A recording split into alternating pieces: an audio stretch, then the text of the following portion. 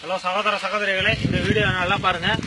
ஒரு நாள் தான் மழை பெஞ்சிருக்கு. நாங்க ஆந்திராவில் ஹைதராபாத்ல இருக்கோம்.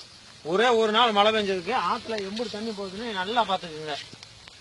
நம்ம ஊர்ல வந்து ஒரு வருஷம் மழை பெஞ்சாலும் இப்படி தண்ணி போகிறது சாத்தியமே கிடையாது. அது கர்நாடகால கொடுத்தாதான். மணல் நம்ம ஊர்ல வந்து கிடையவே கிடையாது. இங்க பாத்துக்கங்க, மணலை பாத்துக்கங்க, எவ்வளவு மணல் அப்படியே இருக்கு. வந்த தண்ணி அப்படியே போகுது.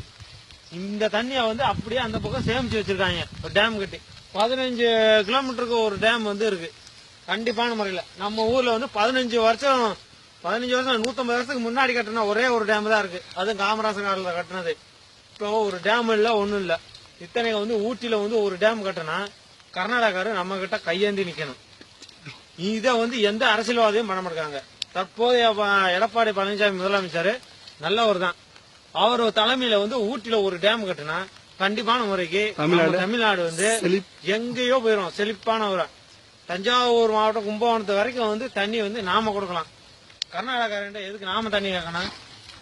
கண்டிப்பான முறைக்கு வாட்ஸ்அப்ல பயிருங்க எல்லாரும். நன்றி, வணக்கம்.